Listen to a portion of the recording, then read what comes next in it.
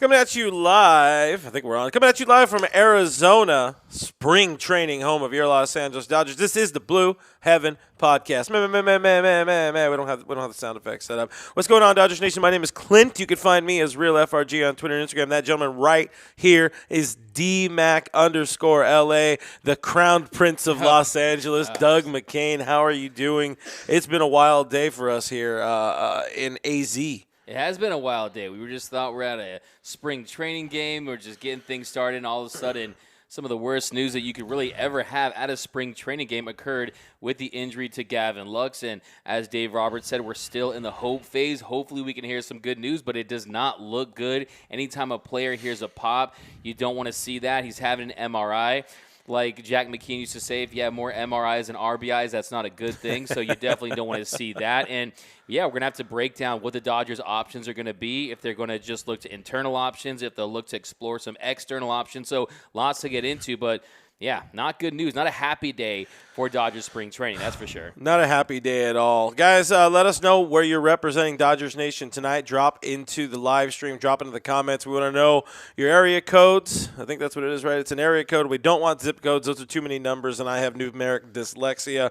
But we appreciate you guys hanging out with us. We're going to talk a whole lot of Lux, and we want to get your thoughts on some Gavin Lux. Rebecca says, Lux, heartbreak with the pray emoji. Prayers up to the man G. Lux, of course. JP says, Doug is the man, 100. Joe says, didn't see it. What happened? Looks like he might have potentially blown out his knee, his right knee. He bent it awkwardly, trying to very also awkwardly get out of the way of a throw that wasn't necessarily near his face, but I could understand the uncomfort of that situation. We'll dive more into that in a second. We want to talk about you guys first, though. Craig Osterberg checking in from the 310. Let's see. Andrew Wall says, hello, Douglas Mack. Yo, yo, yo. That's a new one, Douglas Mack. Douglas Mack, I'll take it. Daniel checking in from Chino. Roy asking, says, Dodger fans, Outman is our center fielder. You see his defense and his bat. He is ready. Doug and I were just arguing about this literally before the show. I fully agree James Outman should be getting more looks. I just don't think the Dodgers expect to have him as the starting center fielder or even on the opening day 26-man roster, I guess on March 30th for their opening day. Let's see. We got 773 checking in. We got 503 Soul Bro checking in from Portland. The last one, 773, was Rake and Bake. Great name right there. Nando 390 says bad Lux for Lux. By the way, my voice is slightly back. It's pretty mostly back. We're right there. We're locked in. April Davis, 818 checking in. Louis Rasky checking in. Lewis 514. Said the number right. Tony Gonzalez, Glendora, by way of Phoenix, California.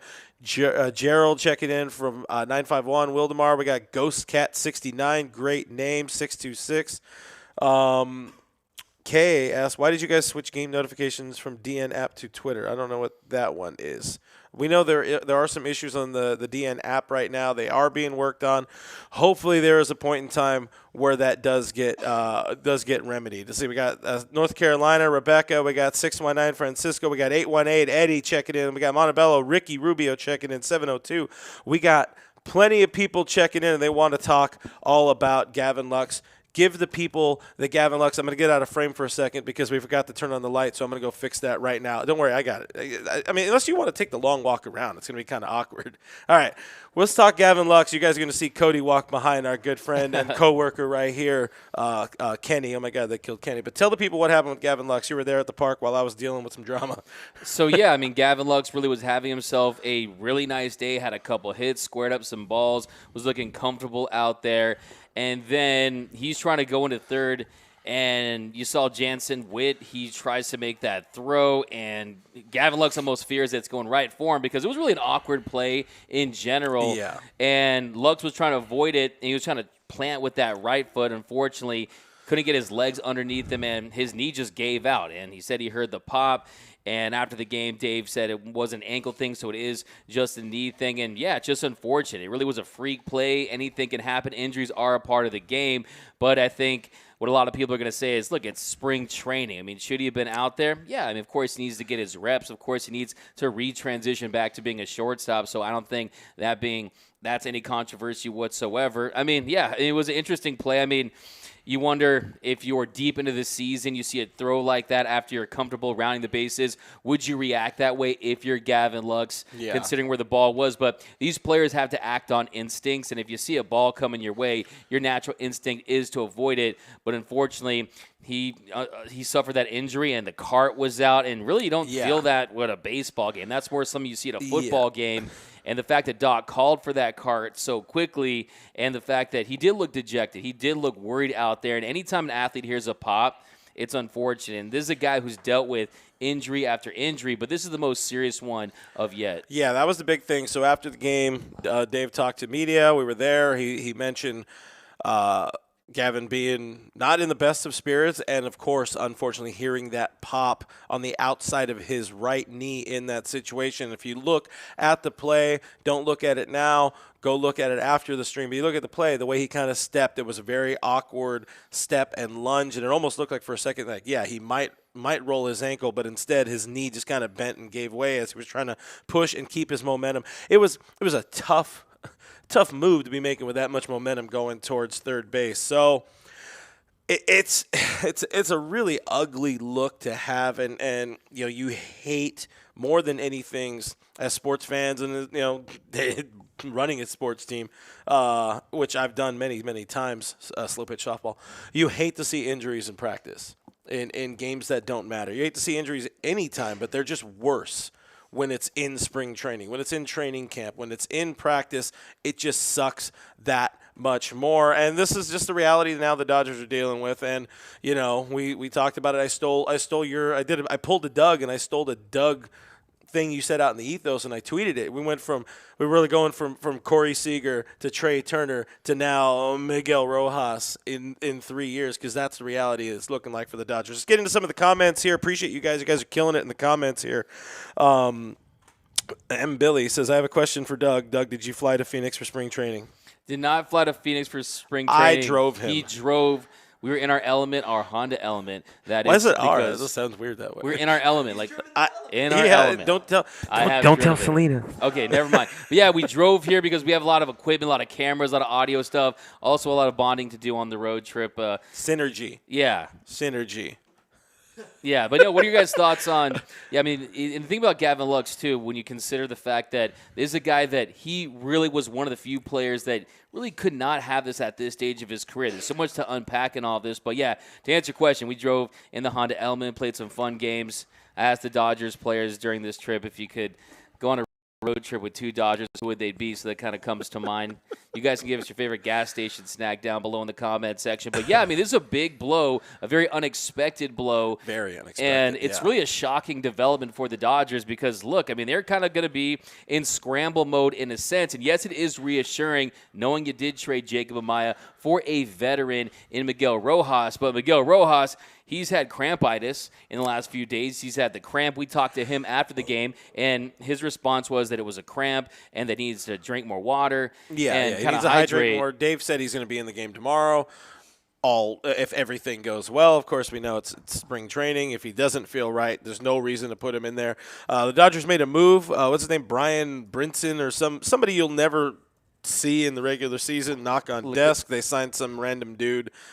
Really, he's just minor league depth, but he's also going to be – hey, Miguel Rojas is going to be gone in a week at WBC. They're going to be really thin on able-bodied shortstops, and we're going to be gone. This guy really can lock it down at shortstop. I mean, the throws are terrible, but he can lock it down. He looks real good out there. He looks projectable. Got that range. No, I mean, then you also – but he's not the guy you want to see out there. I'm not the guy you want to see. Game, for sure. But honestly, I'm hard – let's get into some of these comments. Fire away. Yeah, let's see. Kevin Uhas, so give us your guys' best predictions. We want all of the what do we call it? The Twitter doctors out there. So we want the YouTube doctors out there. Kevin Uhas says it's better was the MCL and or LCL. My first thing was ACL.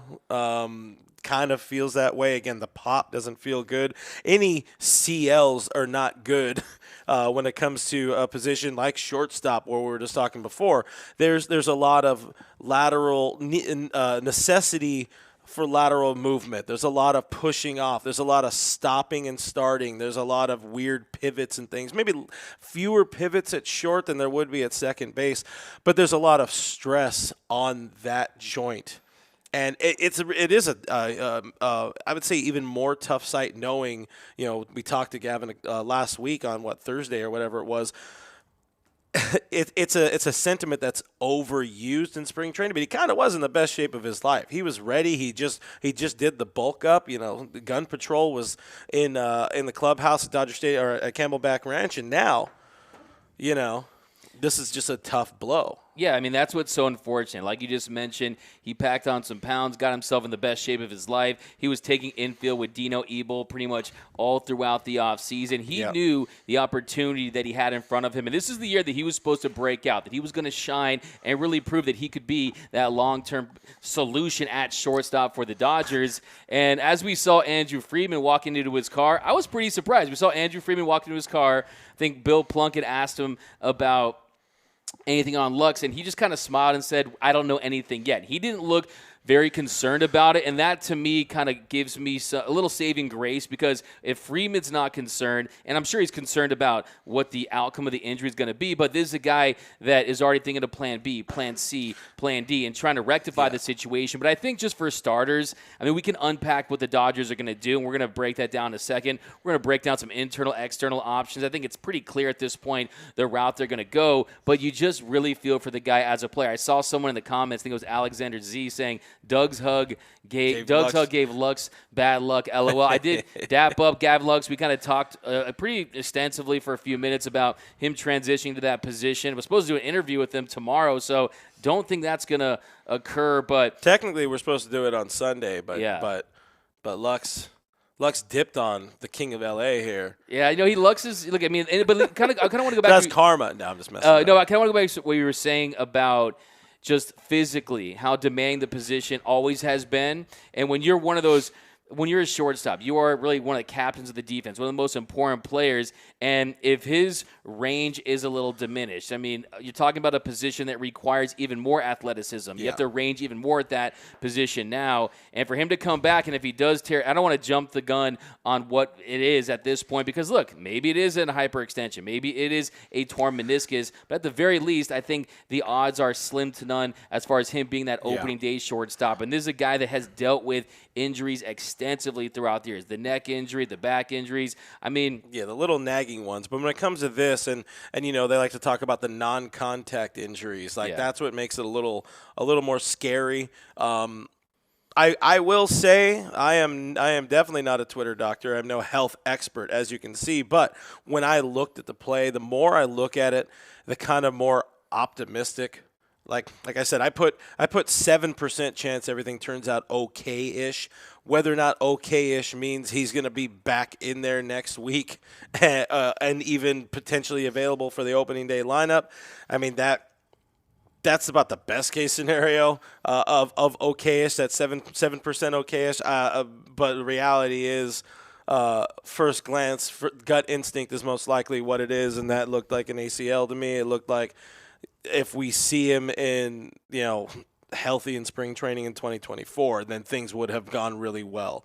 But that's the doom and gloom version of it, which we don't want to go there yet. We don't want to. And just kind of add to that, look, I mean, what happened to Clayton Kershaw late in 2021? He left the mound. He was holding the ball, and everyone was saying it's Tommy John surgery. We're never going to see Clayton Kershaw pitch again. It's just like when Kobe tore his Achilles and went to shoot the free throws. I mean, I think I said that, unfortunately. But he ended up being okay after those PRP shots. So you can't jump the gun, but it just didn't look good out there. And I think at the very least, he's going to miss some pretty significant time. And really, it's going to throw a wrench in what the Dodgers are trying to do early in the season, because, I mean, he was one of these young players. You want to see him build chemistry with Miguel Vargas. You want to see him prove to himself that he can really take over this position long term. And then if it is an ACL injury, I mean, that's an injury that can take 10 to 14 months just to heal. And when he returns, how long is it going to take from a rehab process to take that time? So, I just feel for Lux. I mean, if it wasn't for bad Lux wouldn't have any Lux at all, right? I mean, the injuries that he's sustained, not the time for that, I realize, but you know how we deal with situations. Yeah. If you can't laugh your way through it and drink a fine Pacifico courtesy of our good friend MH in the stream, appreciate you, MH, as always. A wise Clint once said, live, laugh, love, right? Yes, sir. No, this house says let love grow. That's what this house says. There we go. Shout out to Airbnb homeowners here. Time and again. Let's get into the comments here. Says Talking Man is Doug. Yes, Bruce Dark Gratterall calls this guy Talking Man, right? Talking guy. Yeah. Talking guy. So this is Talking Guy, the king of Los Angeles here. Dan, he's the god of L.A. The god of L.A. Let's see. John. So this is a health class 101. John says ACL is forward, MCL is sideways. Looked sideways. Will be back by spring next year. Noah jumping in from the couch over there says, I was really looking forward to Lux proving doubters wrong at shortstop this year. Just so sad for him. Yeah, it really is a sad moment because he's a good dude. He's kind of fought a lot of demons in his own head to get to this point. And, again, this was supposed to be the year of Gavin Lux, make or break, whatever it was going to be. If it was going to be good, if it was going to be great, if it was going to be mid or worse, it was going to be this was the prove year, and then – if it didn't work out, they'd have to start figuring out something real soon. Yeah, that's a great point. Matty Man Dodge says there's no okay-ish in that one, bud. Fair enough. I'm trying to be optimistic, but at the same time not being optimistic. Diane Schroeder says keep smashing the like button for Clinton D-Mac. That's right. Smash that like button. Hit the subscribe button. Make sure you leave comments. Do all the things that really help us get boosted in the algorithm. Let's see. Alexander wants us to get more people in this live stream on YouTube, but we spread around. I think are we on Facebook today? We couldn't figure out the Facebook. We're trying to get it squared away on Facebook. Things are a little bit different from our usual setup, but we'll be back in Los Angeles where he is the king next week. Let's see. Plug in Taylor, says Chris, and fill out the outfield with Outman.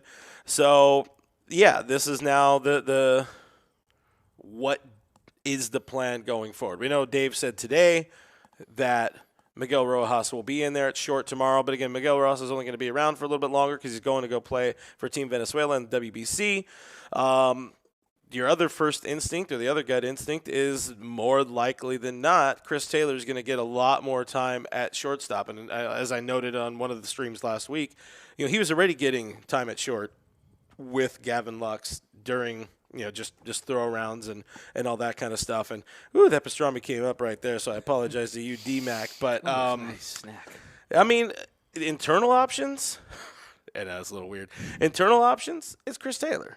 Yeah, I mean it's Mickey Rowe and it's Chris Taylor. Yeah, I mean that's what you're going to see. I mean you're going to see CT3 against lefties. You'll see Miguel Rojas against righties. You'll see them split time. But look, I mean, Chris Taylor is a guy that I saw all over Twitter. People trying to put him in center. People trying to put him in left. What I say? I said wait, because that is how Chris Taylor finds the field. It's usually through finding roles via injury. And now he's going to slide, plug into that role. And look, I talked to Chris Taylor in the offseason about playing the shortstop position. It is his favorite position to play. He does like to stay engaged. It keeps him relevant, as Doc likes to say. But one thing I want to mention about Chris Taylor is he's been banged up in recent years. He dealt with a foot fracture last season. Yeah. He's had the elbow surgery that kept him – they cleaned up some stuff at his elbow that kept him out of the infield early on last year. So he's a guy that has to stay on the field as well, and he has to prove himself at the plate because his strikeout rate was sky high, over 35% last season. Only one was worse was his teammate Joey Gallo. So he needs to prove himself at the plate as well. And Miguel Rojas is a guy that throughout his career, defensively, there's no question about it. He has been one of the better shortstops. Yeah, if he could hit, he would be a Gold Glove caliber player. But Gold Glove is a hack of a damn award. But anyway. Yeah, no, I mean, look, the thing about Miguel Rojas is the fact that he has been a below average bat for his entire career, save for one season, and that season was 2020 when it was his shortened season. So one thing I want to tell Doug calls it a Mickey Mouse season. Absolutely not. That's not a Mickey Mouse Absolutely season. Not. No, anyway, sorry. Look, I mean, the point I'm trying to make is, yes, Miguel Rojas have him there. What I say when they signed him? What I say? I sat here right here. I said that Miguel Rojas is going to be a Band-Aid in the event that Lux can't get it done defensively, offensively, or if he gets injured, and now he gets that opportunity. But I think for Dodger fans to get excited and have these expectations that he's going to produce at the plate, it's a little unrealistic. Yes, he is back to being 100% healthy. That's what he told us in the clubhouse. And yes, you feel good about his mindset heading into this season. But, I mean, look, you're going from Corey Seager to Trey Turner to Miguel Rojas. Like, that's like going bad from luck. a Lamborghini to a Ford Focus at the plate. Okay, so offensively, you can't expect too much from Miguel Rojas, but still, I think we're going to play this out. Look, we saw in 2018, Corey Seager went down. They brought in a premium player in Manny Machado. I wouldn't rule out some trade options maybe later in the season if you look at the production level at that position. At least with this Ford Focus that is Miguel Rojas, it comes on like 22s. Yeah, yeah. The shoe game's strong. No, a But Ford that Focus just- like a Bentley to me, so I'm Yeah, just that's going to fair. point that out. Hey, no, you got Grandma's Accord. It's a nice Accord. Yeah, I got Grandma's Accord with some Yeah, dents you're in it. good. You're good. And our Honda Element, apparently. Let's see. Taking that in divorce. Ratitude, better than Pinkerton. Pinkerton has like 3 good songs. 3 really probably two really good songs and 3 pretty okay songs. He says Rojas season, all in on Rojas season. Look at me out here talking Weezer. This guy doesn't even know what's going on for sure. Sarah Morris in the stream says Miguel Rojas is a super fielder, but he is a poor hitter. CT3 is a better hitter even with the Ks. Yeah, I mean, in the worst case scenario, you really hope that CT3 can find a home. Would be the guy to find the home in Miguel Rojas. The Miggy Rowe plan can stay as planned. Look at me with the words. Second, third, some short, playing around. I mean, you wouldn't see, let's say Gavin Lux is out for the season. You wouldn't see Chris Taylor starting 162 games at shortstop. You probably wouldn't see him starting 140. But if he's in that 120 pocket, getting a lot of time and hitting, I don't know, if you can get like a that was for you guys. If you can get like an 800 OPS out of it, that'd be an incredible season. The strikeouts are going to be there. This is CTK3 for a reason, as some of the comments I think I saw you talking about bringing up your swing and miss, Chris. But Chris Taylor is also one. Oh, I don't know. I don't know where he's at right now. One of the highest paid players. Apparently, I just got that stuck in my head right now. I don't know. Inside joke here, guys. Our brains are mush by this point in spring training. We all hate each other and love each other at the same time. As Doug said, just you guys love are for like brothers. I don't remember. Chris Taylor, baseball. Well, just to kind of build He's on he's one of their highest paid players. Yeah. You need him. They need to rely on this guy, and that's kind of what he's here for. That's where they sort of paid premium last offseason for this type of moment, this type of emergency. And guess what? Chris Taylor has been that guy before when he settled in and took over as a starting center fielder in 2017 and parts of 2018.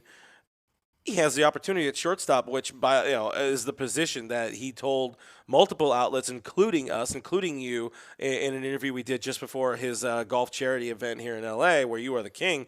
Another inside joke.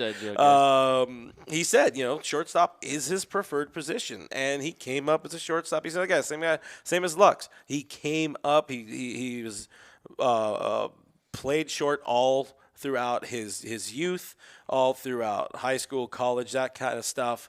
Played it through the minor leagues. It's his position. The same way with Lux, shortstop was his position. We've seen CT3 handle that position. It's not the best case scenario, but we also, it's kind of a question mark with Gavin Lux as it was. But anyway. Yeah, no, I mean, just building off that, if he has a resurgent season, that's going to be fantastic. But the reality is he struggled. 160 strikeouts and 402 at-bats last season, put up an 86 OPS plus. So, yeah, you just mentioned something I think was a great point is, he's one of the higher-paid players on the team, a 4-year, $60 million deal. If this is his second below-average offensive season, you start to wonder about that contract. But I think it's a great opportunity for Chris Taylor. But I also will add to that is it's almost like a house of cards situation where Chris Taylor was supposed to be the insurance policy in the outfield because James Outman is unproven. Trace Thompson had those reverse splits. Like you just said earlier before the stream, thank God they signed David Peralta because all of a sudden how important is that signing? It's absolutely massive because he's one guy Optionality, baby. Optionality, man. I think you're going to see him in left field. You're going to see a guy that can hopefully rake against righties, but he's a little long in the tooth, too. And you look at this team, you got J.D. Martinez, you got Peralta, you got some older guys on this team, and we were supposed to see an influx of young talent, some youth that really kind of blend this group together. And, I do think that if you look at this team, you compare it to previous rosters, probably say that this is one of the biggest question marks since 2016. 2016. And I think this is a team that the Dodgers are going to be flexible and fluid with throughout the year. And if they do want to go to market and try to explore some moves, I think they will do that. But, I mean, look, the stability of Max Muncy at third base. Miguel Rojas, Chris Taylor at short, and then Miguel Vargas at second. I think maybe one positive in all this, Clint, is you do have Miguel Vargas, who you're trying to break in at second, who also is injured as well, but it's not going to be serious. Having a veteran to learn from at short, a guy like Miguel Rojas or a Chris Taylor, maybe that kind of speeds up the process, makes that process a little easier. So just kind of finding some silver linings here. Yeah, and on another silver lining on the Taylor front, you look at CT's last year, weighted runs created plus, it was his worst year as a Dodger. So there's kind of nowhere to go but up, but also there is places to go but up for somebody like CT. He seems like he's in a better spot, even if Dave Roberts doesn't necessarily feel like his swing is quite there yet. The same with CT. He says he feels strong. He told media, I think yesterday or the day before, that he feels strong. He feels like he's in a good spot. Physically, just the swing is not fully there yet. So, there's still hope. There's still hope that maybe Gavin Lux finds a way back, but I don't think it's going to happen. Anyways, let's get into some of the comments here before we move on to do a little prayer circle for Gavin Lux. Yeah, mash that super chat button for Gavin Lux. Good vibes. mash that instead. Send us to our Cash App. I saw Sarah Morris saying Hayward needs to be on the roster. I think there's some conversation going on here on the YouTube chat. We always love it when you guys keep the conversation going. When we can't get to you, we really want to.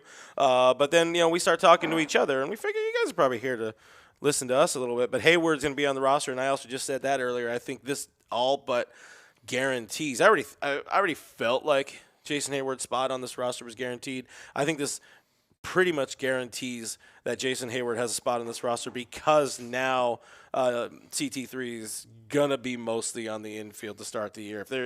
If Gavin Lux is gone for any extended period of time, it's definitely going to be Chris Taylor filling that void on the infield. And asking ye shall receive. We got a super chat in the stream. Let's go. Diane Schroeder's in the stream. We appreciate you. We love you, Diane. She says, thanks, guys, for a great job covering spring training, and D-Mac for all the great interviews. Appreciate you. Diane. Appreciate all of our super chats. Really, we'll have that meetup one day, I promise. But yeah, Diane, very godmother. You know what Doug's saying things when he's uncomfortable. You know about Doug being uncomfortable. But let's get into these super chats. I don't miss Cody. What you know about transitions? Miss Cody Bellinger. Well, kind of what I want to piggyback off what you said about Jason Hayward, and kind of what I said on our last show is that, look, the bar has been set pretty low at center field when it comes to offensive production. Today didn't look very impressive in the box, looked late on a lot of fastballs, and that's going to be the biggest key for him, is just catching it with high velocity and just getting his bat on the ball. And yes, he's made some adjustments. Yes, he has hopefully started to unlock some things. The arm wasn't overly impressive, but we know that he can still play that position. And yeah, look, they're going to need some guys to really step up. It's really going to be a matter of if James Outman can get it done offensively, because Trayce Thompson is a guy who you just kind of have you wonder about. Because what I'm trying to get to is that from a production standpoint, if they're not getting very much offensively from center field or the shortstop position, let's not forget, Trey Turner, say what you want about the guy in the postseason, he was an absolute beast and one of the best shortstops in the game, and everything he did for this team offensively, getting on base, just being a menace on the base pass, base hits. He was fantastic. So this team, you look at it, J.D. Martinez is a guy who, isolated power-wise, had his worst year in like 8 years. There is some questions up and down this lineup, and guys are going to have to step up. I think we went into almost spring. I think we went into FanFest not feeling great about the team.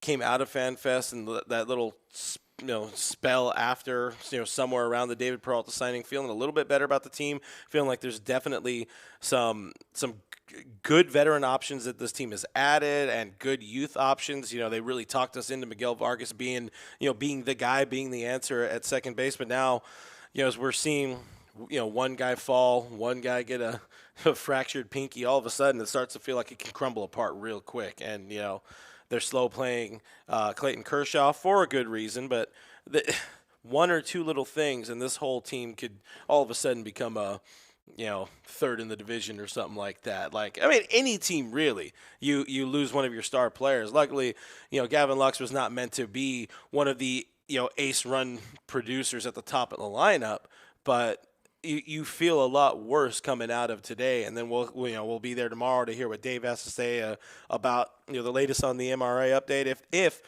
they don't get, something back to us today, which I don't think they will, but, yeah, and I think that that's an absolute fact what you're saying. And I think that you consider they make that move for Miguel Rojas, and people are saying, oh, that's a feather in Andrew Friedman's cap, and he should be smiling because that was to be a contingency plan for an event like this. But let's not forget that he was basically supposed to be the best version of a Hanser Alberto. It's not like he was supposed to come in and be this massive impact shortstop. And you look long-term, and you look at all these shortstops the Dodgers passed on when it comes to Corey Seager, not trading for and signing Francisco Lindor, who they're interested in, not signing Trey Turner. I mean, Dansby Swanson, Carlos Correa. I mean, there's not a lot of elite shortstops on the market. And even if they do go to market and maybe explore trades for a Willie Adames, who I talked about last summer, a Tim Anderson, who has another year under contract and he has a club option for next season, or a Ahmed Rosario. I mean, those are short-term solutions. So really, I mean, the Dodgers, that position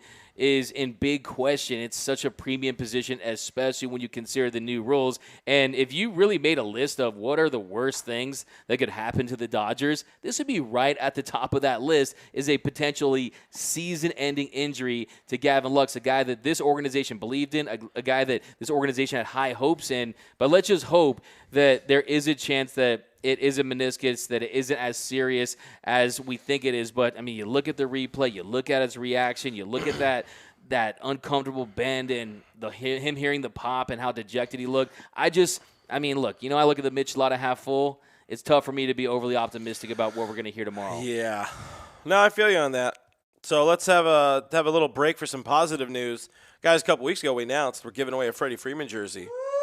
Now it's time to announce the winner of that jersey. Winner, chicken dinner. You're not getting chicken dinner. You're gonna get chicken nachos. By the way, stay tuned for Doug's chicken nacho guide of of the Greater Glendale. By the way, there is no good food even slightly in Glendale, Arizona. It is hot garbage out here. How dare you insult Curly's?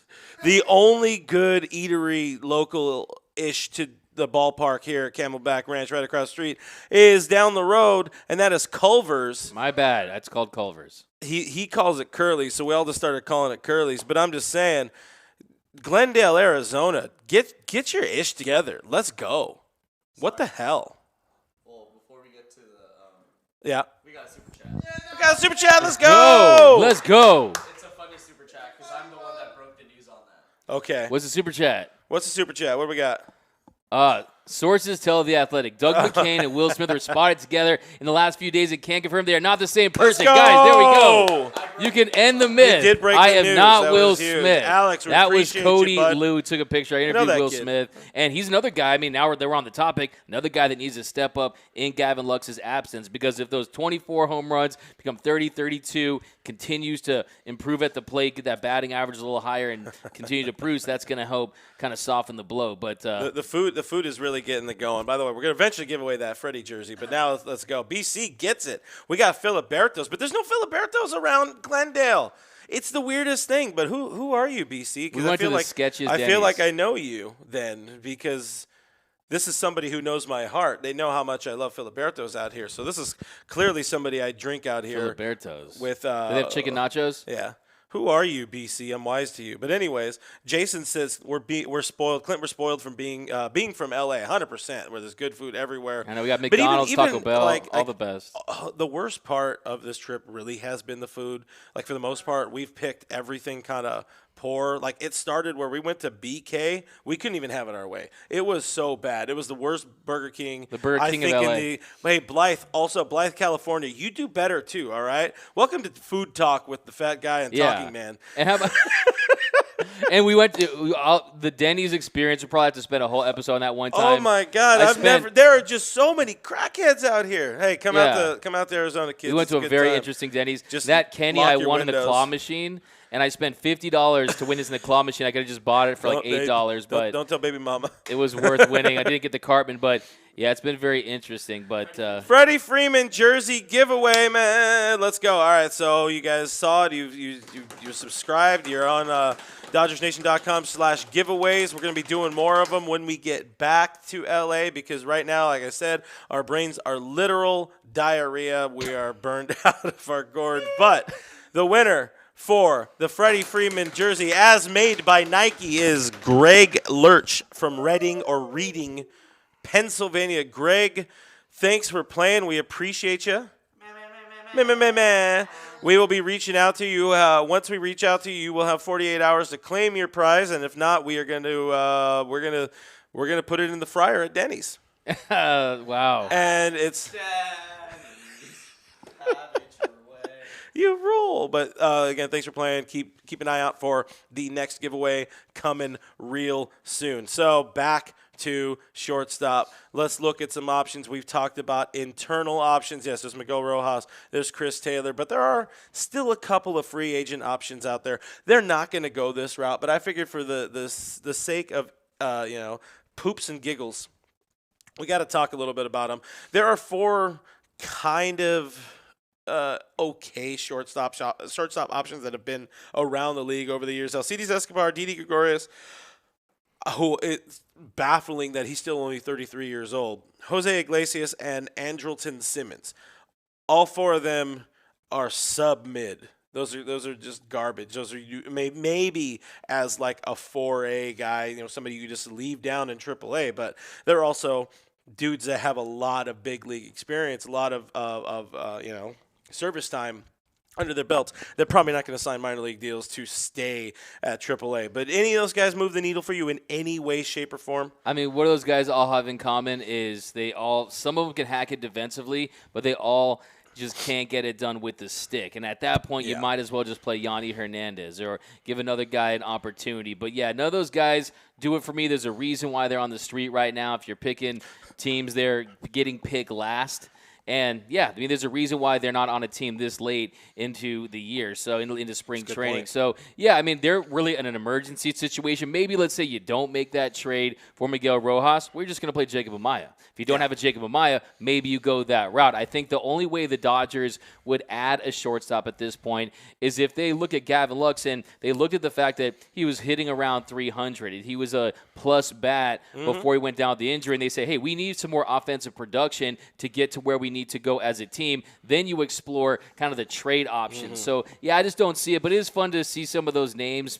Really, Didi Gregorius, at one time, I mean, look at the age. They're all, they're on their early mid-30s, but shortstop, I mean, it's such an athletic position at this point. Like the only one that, I mean, Jose Iglesias had a pretty decent year last year for the Rockies, but also he's just not a good defender. No he was never a good defender. Yeah, the power is basically non-existent. That was one of the things Luxy was looking forward to this year, was hitting more than 6 home runs, like he told us in the locker room last week. I'm sad. And it's a bummer, man. They really wanted to see this kid show out. Andrelton Simmons is somebody who's been a plus defender over the years, but he's also, he's kind of a head case in some ways. He's dealt with some mental issues. He quit on the Angels 2 or 3 years ago. I forgot how long it's been, but also he hasn't been a plus bat really since his Atlanta Braves days.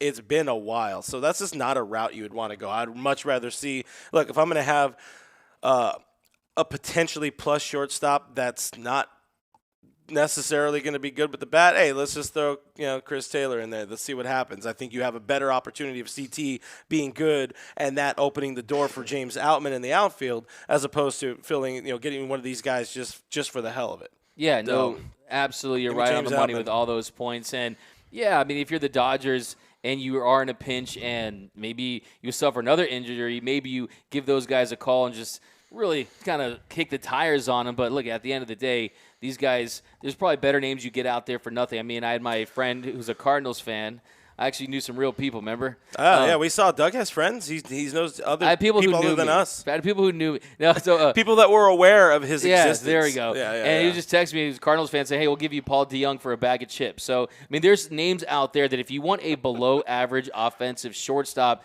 you can go that route. But what makes it such a premium position and why guys like Xander Bogaerts and Carlos Correa, those types are such premium players is because they can hit and they can field. Now, it kind of makes you look back and you say, who's the guy that was a Rookie of the Year? Who was a World Series MVP? Corey Seager, a guy that is going to benefit more from the restricted shift than any player in baseball. Corey Seager, if you look at his batting average on hard hit balls, was like 176 last year, which was the lowest. Corey Seager is going to be a better player now. You know he can rake. You know his hit tool is otherworldly. Kind of makes you think, hey, the Dodgers were really comfortable with letting a lot of these guys just walk in free agency. Yeah, what you know about locking up your own players? Shout out about legacy. Shout out Peter Seidler. Wait, Seidler. Yeah, no. Yeah, we might have to get into that, but yeah, I mean, there's other options. We got to look at trade options right here a little bit. You know, one of them, hey, let's go get Jacob Amaya back. I know a lot of fans would like that. Some people who never even met the kid were really high on Jacob Amaya. Greatness Delton says he'd even take Isaiah Kiner-Falefa from the Yankees, former Texas Ranger. Hey, you know, he's kind of good. He acts as a third catcher in a way as well, but he'd take IKF over Miguel Rojas. I don't know about that one because Miggy is an insanely good defensive shortstop. What was he, 15 plus 15? Defensive above average. Oh, that's what it was. Yeah, I mean, he just insane. Like, look at the numbers; they're pretty incredible. Pretty much top 5 in every defensive metric across the board. The bat's not that great, but you know, I mean, it takes you back to the olden days where the catchers couldn't hit, and you had a pitcher batting in the ninth spot. You know, we've been through this. We survived through this. The DH is new, and pretty. Well, as Dave would say, bullish on what JD Martinez can do to help. Fill out the lineup. Dia, where'd you go? Oh, it ran away from me. What a real rude. But Jay was saying, let's do your trade. Let's save Corbin Burns and let's bring Willie Adames over, who we just saw in Maryvale on Saturday. Hey, go get Willie Adames. It's not going to happen, but tell the people. I mean, here's the thing. Now the Dodgers have zero leverage. And teams know that. And they know if the Dodgers are going to explore the market for an impact shortstop. And Willie Adames is a guy that strikes out a lot, but he hits for power. Defensively, he's one of the better defensive shortstops in the game, has a great relationship with Mookie Betts. Fans will love him. So he checks off a lot of boxes. If you package him with a Corbin Burns, you're talking about a monster blockbuster deal where the Dodgers would have to part ways with some top prospects. Yeah, Dodgers lost a big trade chip today. Yeah, a massive trade chip and just massive leverage because no one wants to help the Dodgers, right? People, they want to fleece the Dodgers. They want to take advantage of LA and try to gut this farm system. But I think you made a great point over the last few games is that not just the Dodgers' top prospects are good, kind of the top 30 prospects. So continuing to emerge, and I think that was a great observation. Let's shout out those kids because these last two, as of the time we're doing this, Dodgers played 3 games. The 2 wins really have come from guys that are in that the top 30 of the MLB, Dodgers MLB pipeline prospects, dudes, like top 30 prospects showing out. You got Jorge Vivas, you got Eddie's Leonard doing some stuff in there.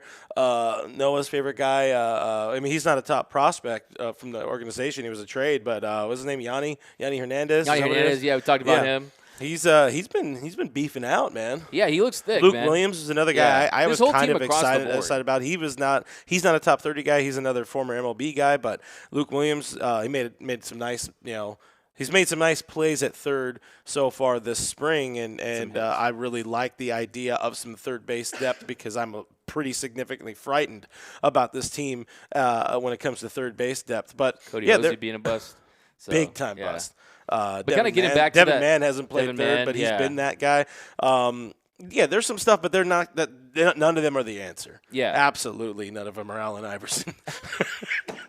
You like that poll? That's a great poll. That was anytime there's other sports, it's really just for Cody these days. Shout out producer Cody. Give him some love in the chat. Talking about practice, but kind of talking about the game. You kind of getting back that trade idea with for Corbin Burns and Willie Adames is look, the Dodgers, what they give up for Trey Turner and Max Scherzer, their top 2 prospects, their number 1, number 2 overall prospects. So you look at would you give Diego Cartaya and Bobby Miller? I hate to tell you, but your good friend Diego is going to be. Diego, I think Diego, look, I mean, improves his game calling, improves his ability behind the plate. I think he'll be just fine. But what did we see in that trade? You got Max Scherzer, who was the rental, and Trey Turner was the guy that was under contract for one more season. If you traded for Burns and you traded for Adames, he's the rental, and you still don't burn a bridge with Gavin Lux because you say, okay, we're going to help you rehab. You'll get your opportunity next year. Yeah. And then you have Corbin Burns for another year. And look, the Dodgers, they're going to need an ace after next season. We're way too ahead for that. But, yeah, some other names I think. Look, a name that I know a lot of Dodger fans have been interested in over the years because he's a guy that plays with fire. He's an interesting player. He's a guy that has that swag, that X-swag off the charts, is Tim Anderson. And Big time TA, Tim Anderson guy here. $12.5 million club option. The White Sox picked it up as a $14 million club option for 2024. Had a down year in 2022, but he still wasn't above average bat. Had a 108 WRC plus. His 17 home runs were down to 6, but his expected batting average was in the 99th percentile. Didn't strike out much. Outs above average. He's not a great shortstop by any stretch, but he does hit leadoff. And if they're looking to drop Mookie Betts down in the order to get some more power and production, Tyler Anderson is a name. Tim Anderson, shout out to the TA, the guy who's got that dog. Shout out to Tyler Anderson. Tim Anderson is a name that maybe he could be had, but I think for a lot of these guys, the Dodger fans out there, they're not going to make any knee-jerk reactions. They're not going to make any drastic moves. They're going to let a few months play out no matter what. Yeah. But if you want some of these guys, root against the Brewers, root against the White Sox. I mean, another name that's interesting is Ahmed Rosario. Another guy is not a great defender, but doesn't strike out much. 89%. It feels to me, especially now in the shift era, the no-shift era, there's going to be that I mean, we saw really the I don't know if it's a renewed focus, but a better focus on defense up the middle.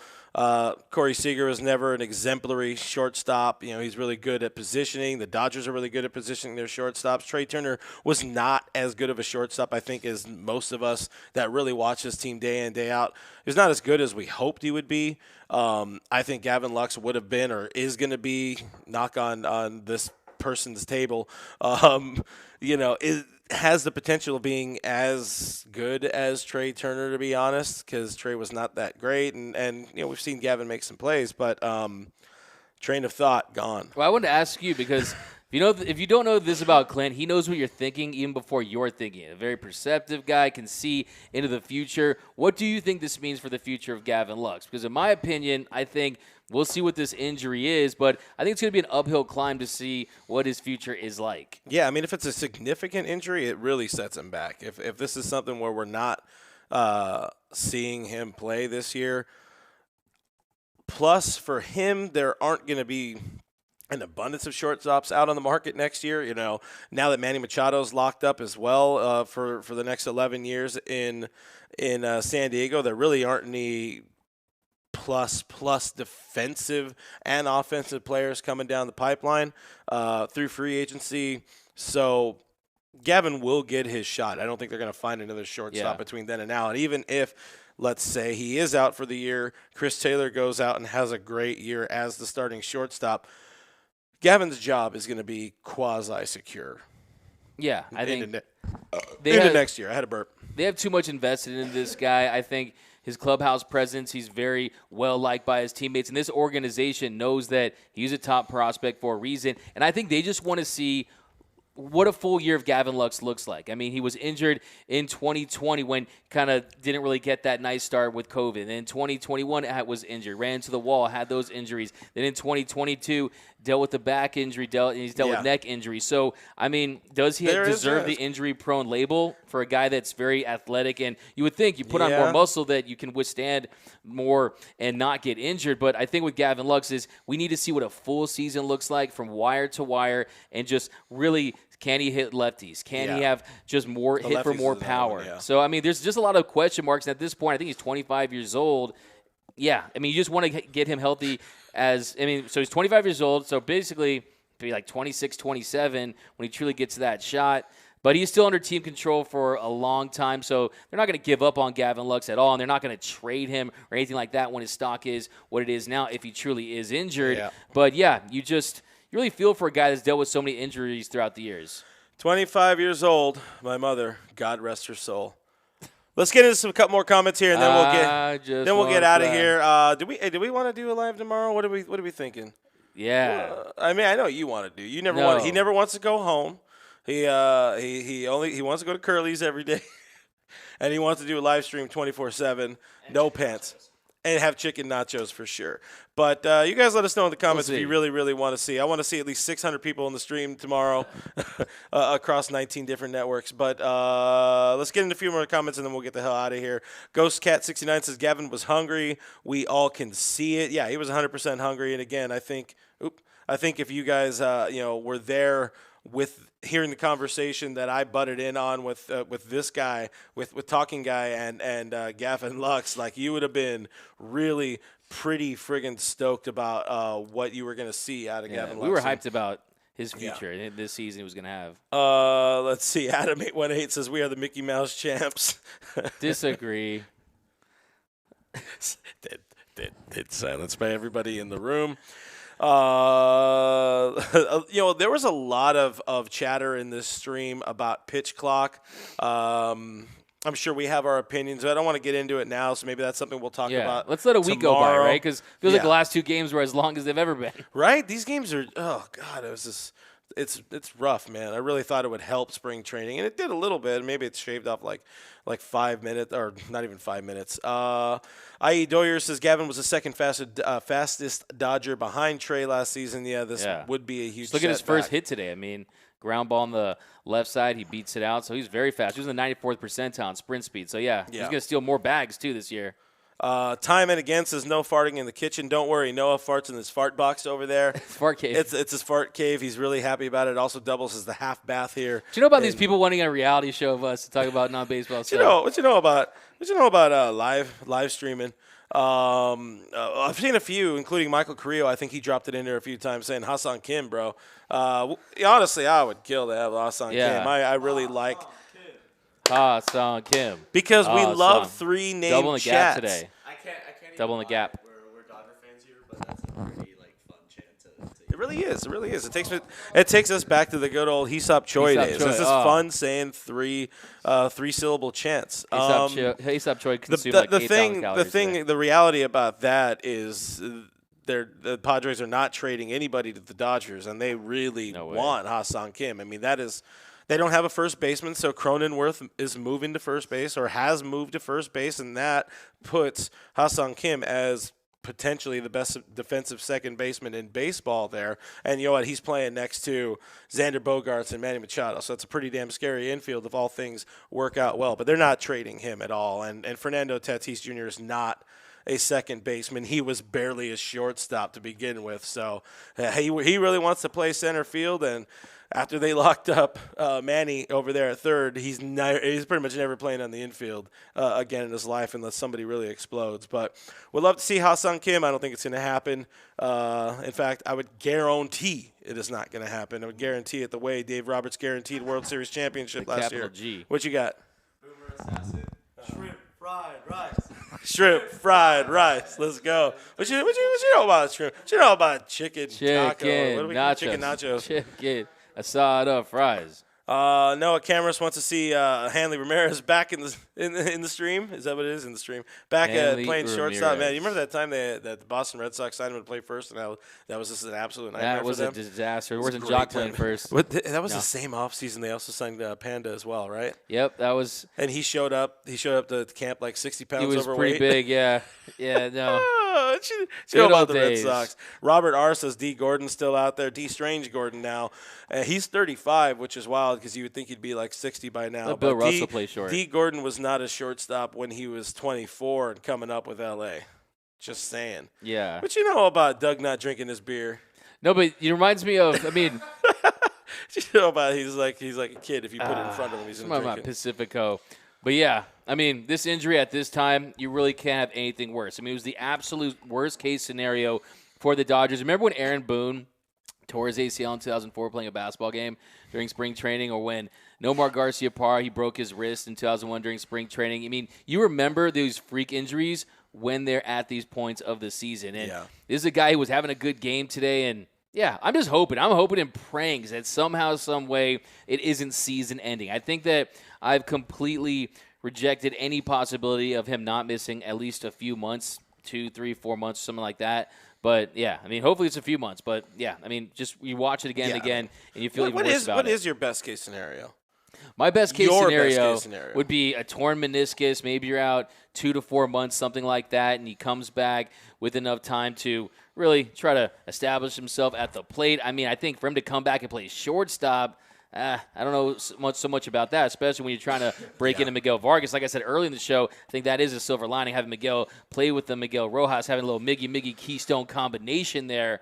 But, yeah, best case scenario is that, yeah, he returns to full health and he gets full mobility and you get a shot next season if he is out for the year. I don't want to jump the gun. It's almost like you don't say Voldemort, you don't say Tommy John surgery, you don't say ACL tear, but we've pretty much said it 15 times during the show, so we're past that. But, yeah, you just really feel for the guy as a person. I mean, I'm telling you, like you mentioned, I think just kind of getting through. This guy who had the yips at one point. I mean, he's a guy who's dealt with some psychological stuff and some mental stuff. And this is like most players, like all players do to varying degrees, but this is a guy who had a great opportunity. I think he was hungry and fired up to take on this opportunity. I think that you saw the work he put in. I think that's one thing I was looking at this season. He knew that Trey Turner was going to be gone. He knew the Dodgers were probably going to not sign a Dansby Swanson, a Carlos Correa. So he beefed up and he worked out and he worked with Dino Ebel and worked with Miguel Vargas. Talked to me about this and he said Rojas.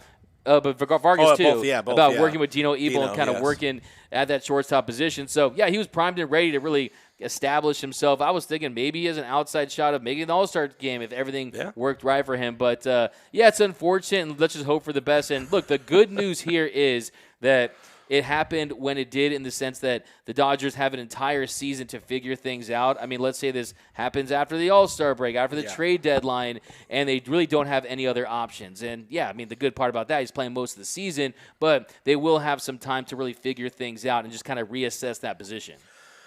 We have one more before we get out of here. I saw our in-house doctor, Kevin Uhas. You know, this would have been a good one for MH to be here. Yeah, we need money. At a hospital. This guy, no. We love you for who you are as a person, MH. Kevin says best case scenario is a sprained MCL and he's out for 6 weeks. That would be fantastic to get him hopefully back to close to near health by May would be huge. That'd be the dream scenario. I mean, yeah, that really is the dream. People were saying you don't really hear pops for those, but who knows? I mean, it's not popping a lot. My back pops just existing. That's true. My back, my shoulder, really, though.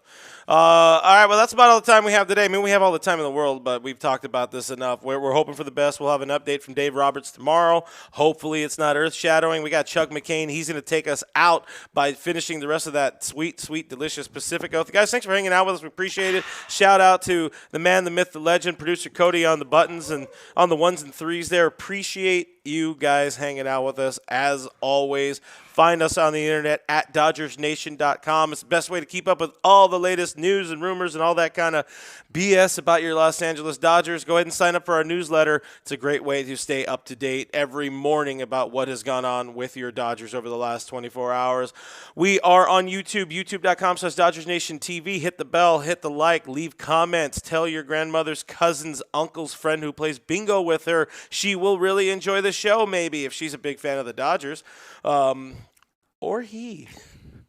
This is also a podcast. We're on iTunes, Spotify, everywhere your podcasts are available for free. We live there. That is DMAC_LA. I am Real FRG. The guy over there in the corner making random grunts and noises is at Noah Cameras. Give him a follow. He's an influencer now. We'll see you on the next one. Peace.